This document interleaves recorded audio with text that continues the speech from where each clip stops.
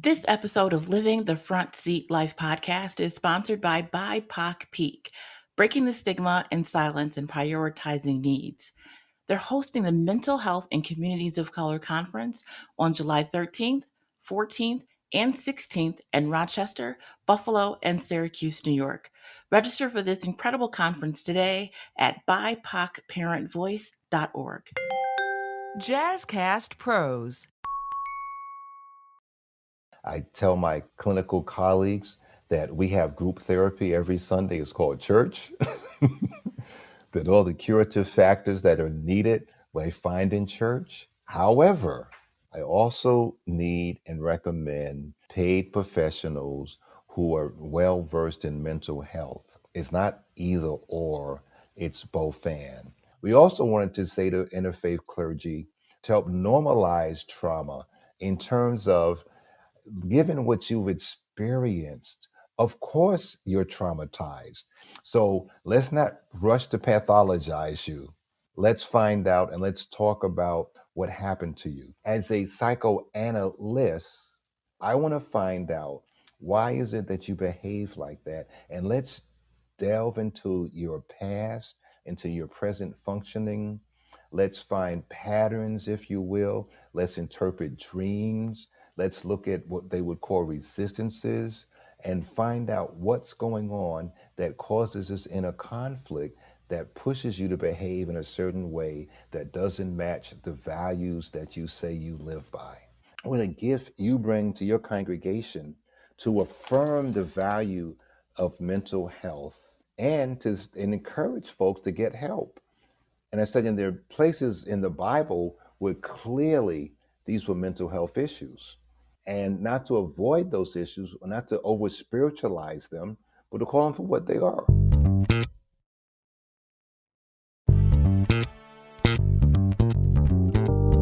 Welcome to Living the Front Seat Life podcast. It is your host, Coach Kelly Marie, recording from Buffalo, New York, and I am excited to be here with you again. Please like, subscribe, and share this podcast. If you're getting something out of it, I know that someone else will too. And, don't keep all this goodness to yourself. So send it to a friend, send it to a family member, post it up on your timeline. Let people know that they should be living and listening to Living the Front Seat Life podcast. So we have been in conversation. Our last two shows and this show have all been sponsored by BIPOC Peak, breaking the stigma, breaking the silence, and it is going to be an incredible time in Rochester, Buffalo, and in Syracuse as we dive into mental health for communities of color. There is someone that is going to be speaking at all three events. That person is our guest today, the Reverend Dr. Willard Ashley Sr. Dr. Ashley is a New Jersey and nationally certified psychoanalyst, certified group psychotherapist, and clinical fellow in the Association of Marriage and Family Therapists. He's the pastor of Abundant Joy Community Church in New Jersey and the author of several books, including New Rules for Radicals, TNT for Faith-Based Leaders. I am so very honored to have Dr. Ashley with us today, and I hope you enjoy our conversation. Reverend Dr. Ashley. Well, thank you. Thank you again for your kind invitation. And as you can imagine, my heart goes out to the people in Buffalo. I cannot begin to imagine the heartbreak and the horror that you've experienced. And being a person of faith, know that I'm praying with you and praying for you. I am a marriage and family therapist. I am also a psychoanalyst, certified group therapist, and I've been a pastor for 40 years now. And I've just recently retired as a professor at the oldest Protestant seminary in America, New Brunswick Theological Seminary, where I was the first Black academic dean in their 230 plus year history. And so sometimes people say, well, you look like me, so we understand each other culturally. And say, actually, we don't, because you're from the Caribbean and I'm from the South, or I'm from the Midwest and you're from a different geography. And so, yes, we look the same, but culturally, and I am crystal clear. Western New York is not New York City. And I think it's important to know I'm looking forward to the conference, but I want to be very, very clear. I am not coming in as the resident expert that knows more about your region than you do. I think that that's arrogant and that's not who I am. I'm coming in saying that I've had some experiences around trauma since 1992 when a group of pastors in Miami, Florida, after Hurricane Andrew said, "Come down and help us." And that was my first experience as a quote unquote trauma consultant. And I said, "I have no idea what to do." And they said, "You're a pastor, you're a psychoanalyst, you're a professor. The flight is 3 hours, figure it out." And so by the time I got down there, I through prayer and the things that I did know, I figured it out.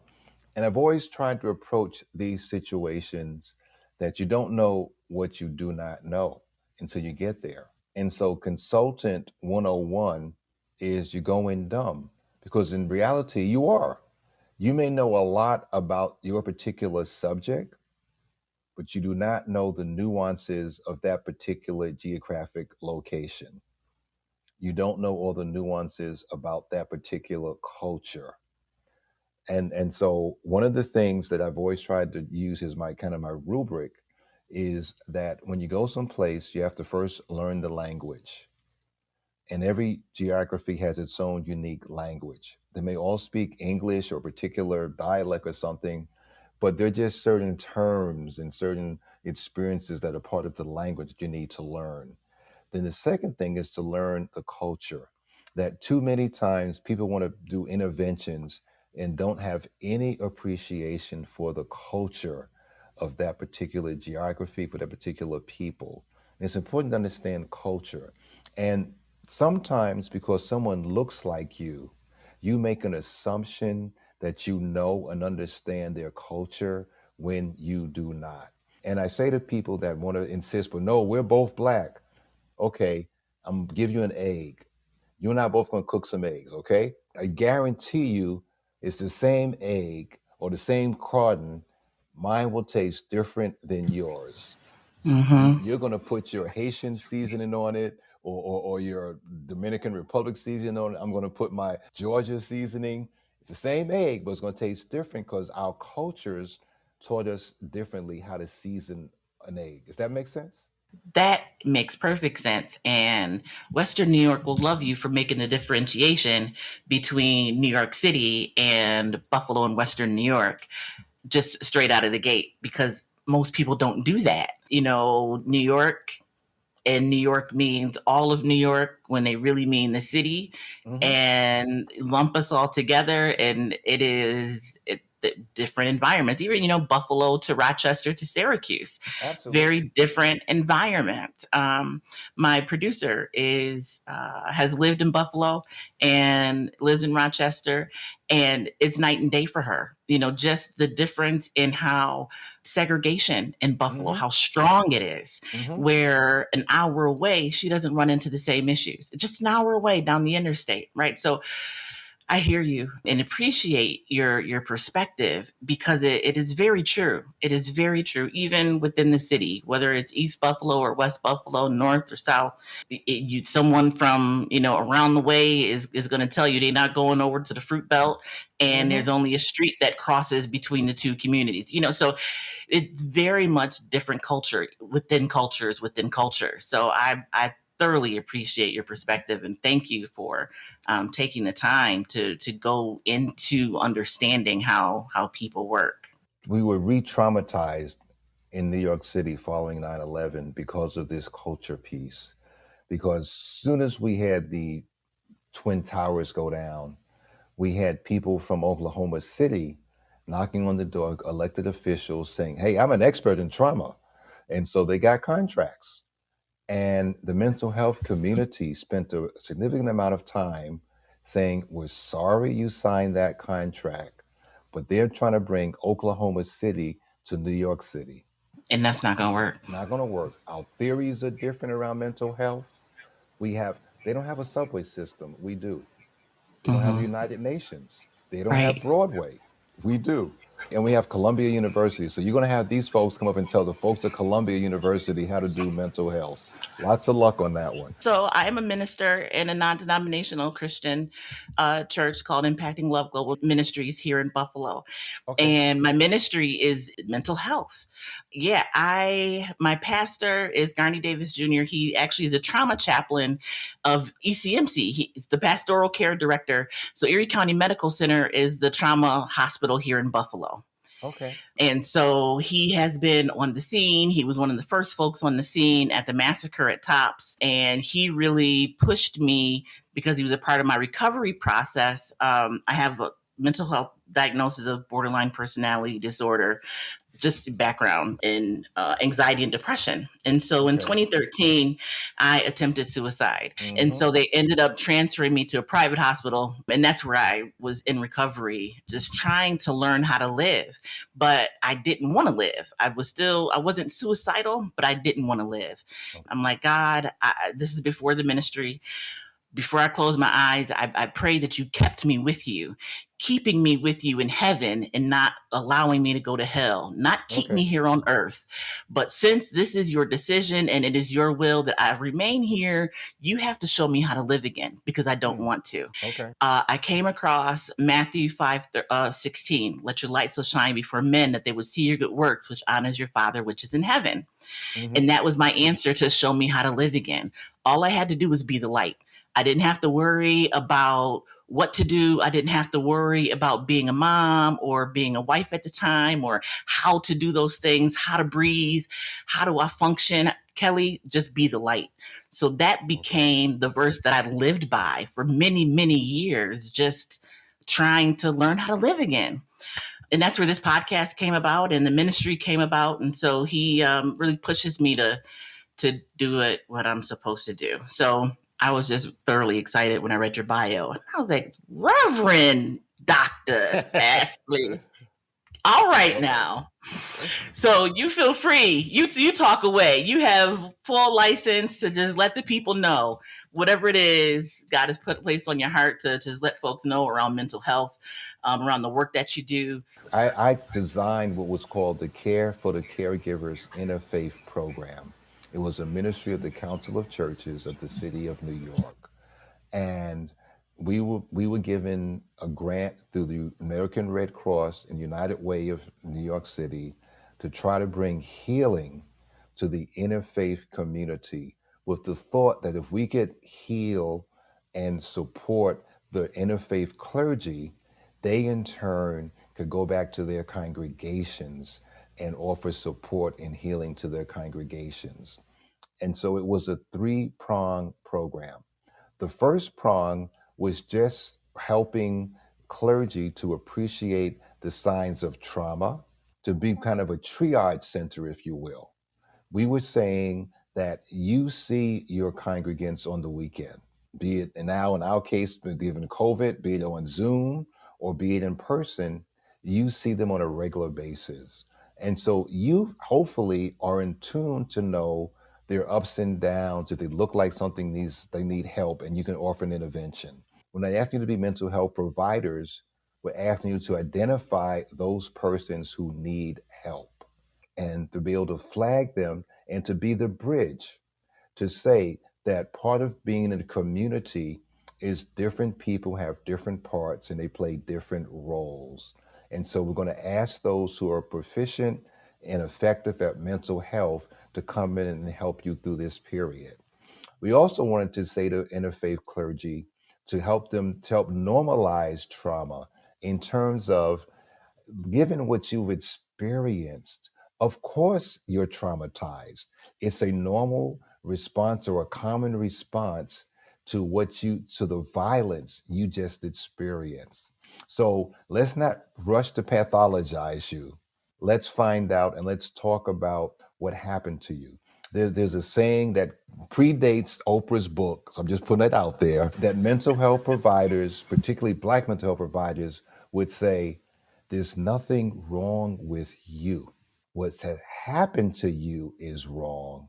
Let's talk about it.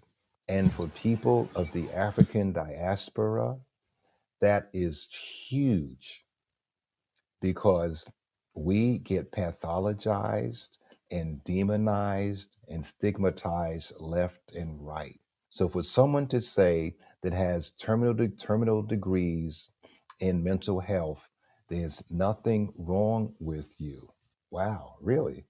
What happened to you? The 400 years? Not just the 400 years, but Karen and Ken just this morning, they got on your last nerve. Right, right. So it's learn the language, understand the culture, then collaborate on meeting the needs. That's my rubric. Learn the language, understand the culture, and collaborate on meeting the needs. Too often, I find that professionals write a prescription for the wrong ailment because they didn't take time to listen to the patient and ask the patient the right questions. Yes. And that, 45 to 50 minute of whatever someone has been able to tell you, and I am not a mental health professional, I am a peer. Is that enough time, to really get deep down into what a person has experienced in that initial session to be able to say, aha, eureka, this is the thing that is wrong with you. And that's often what folks are afraid of. No, and even if we can figure out in the first session or two what some of the inner conflicts are in your life, guess what? It may take you 5 or 6 or 12 sessions to own that that's part of the struggle in your life because we put up our defense mechanisms. We go into denial as a defense mechanism and say, no, that's not me. That's not me. That's not me. It's the verb, Mm-hmm. he or she's going to get better. Okay. All right. I mean, how that works out for you. And so even though the mental professional may kind of figure out or have a pretty good idea what's going on early on, we have to then help you so that you can own it, so that you can see what we see and say, wow, you're right. Now seeing this, what do I do? I do want to change. I can't force you to change. I need you to say, nope, I see this. Given my goals and values, this kind of behavior is not going to get me to where I want to be. So now help me to change because I want to change. So then we can begin to do that work. So there are many types of therapies and many ways of healing. But can you talk to us about what psychotherapy is, what psychoanalysis is, your specific approach, Mhm. and what that means, and kind of break that down for people, because we most folks just hear therapy, right, and it's Mhm. all lumped into Mhm. one pot. Could you break it down a little bit for us? Sure. And so there are multitudinous modalities or multitudinous ways to go about psychotherapy. I won't list them all. I'll just do some generalities. It's talk. It's talk therapy. It's being able to sit down with quote unquote a trained professional that can hear things that maybe someone else can't hear. That they can I use this illustration. If a physician looks at you and I look at you, you're the same person, but our notes will look totally different because our eyes were trained to find different things in an individual. And so a therapist is a person whose eyes and heart and spirit have been trained to look deep inside of you through the lens of your emotions, your psyche, and hopefully your spirituality. And so depending on the way that we do therapy, some people go about it and the insurance companies love it that we can solve all your problems in 3 or 5 sessions and you're good. What happens is what they call cognitive behavior therapy. In other words, we change your way of thinking, and in changing your way of thinking, we actually give you, I guess, a prescription, if you will. Do this, do this, do this, and do this, and your behavior has changed. And so your family, your coach, wow, change behavior. Used to be angry and curse people out. Now you don't curse people out. Wonderful. Now you're not so angry. That's great. And that works for some people. As a psychoanalyst, yes, I know how to do that kind of work. But why do you behave like that? Because I can teach you the technique and you'll do the technique, but one day it's going to fail you because you don't know what precipitated this behavior. So I want to find out why is it that you behave like that, and let's delve into your past, into your present functioning. Let's find patterns, if you will. Let's interpret dreams. Let's look at what they would call resistances and find out what's going on that causes this inner conflict that pushes you to behave in a certain way that doesn't match the values that you say you live by. And so, if someone were looking for that type of therapeutic relationship, what questions should they ask? Are you a psychoanalyst? Exactly. They should ask, well, if you're looking for a therapist, you should always try to interview, be it on the phone or in person, more than one clinician. So you have some kind of comparator, and to be comfortable saying, I'm trying to find someone, I'm feeling my way around, I'm going to meet with you, I might meet with two other people before I make my decision. And so you want to ask them about their training. You want to see if they have any license or certificates. Tell me please what those are. And you want to basically, what people are asking when they meet us are two questions. It may take a lot of questions to get there. At the end of the day, if you boil it down, they're saying, are you competent and can you connect with me? Which in one sentence is saying, can you help me? And so you might have different questions to get to that, but you're saying, big umbrella, can you help me? Meaning, are you competent? Are you educated, experienced in what I'm going through? You may have all these other kind of books and accolades, but can you help me with what I'm dealing? Is your competence level with this? And then secondarily, can we connect? I'm glad you're on television. I'm glad you wrote books and all of that kind of, you're doing lectures. That's wonderful. But can you relate to me? Everybody's Googled. So Google them, look them up, put their name in there and see what populates. And so they tell you that they can handle your trauma, but when you look them up on Google, nothing suggests in their bio that they've ever done this kind of work. So I want to be curious. How can you say you can help me? And I've looked you up and nothing suggests that you have any expertise in this. Talk to me, right? Yes, yes, yes, yes. I love it. Let's switch gears just a little bit and talk a little bit about faith and faith and mental health. I speak with a lot of people that have been told just pray your way through. So they're afraid to speak to a therapist, to even consider a therapeutic relationship because they believe that need or talking to someone else is an affront to their faith, that they don't love, in this case, Jesus. I'm Christian. They don't love Mhm. Jesus enough. And because of that, your faith is lacking. Can you just speak to that piece for a moment? Not because I'm a therapist, but because I've seen the value of it. Absolutely. I love the Lord. I love church. Anyone try to take that away from me, I tell you that's not happening. I need church on Sunday. I tell my clinical colleagues that we have group therapy every Sunday. It's called church. That all the curative factors that are needed, we find in church. However, I also need and recommend that we need paid professionals who are well versed in mental health. It's not either or, it's both and. I can jump over pews and do somersaults over pews and say I'm at Holy Ghost headquarters on Sunday, but I need the one-on-one conversation with someone that can help me sort out within my faith, within my struggles, things that are a mirror so I can see what Willard needs to work on. And that happens through the lens of having these conversations, these sometimes difficult conversations. I can go to church and I can kind of ignore what the pastor said and say, "Oh, he's not talking to me. She's not talking to me."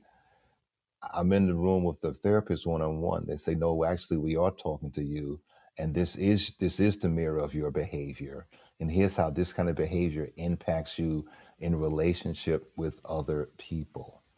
And to have that kind of a conversation, and to recognize that we go through things. It's part of life. It's part of the curriculum called life.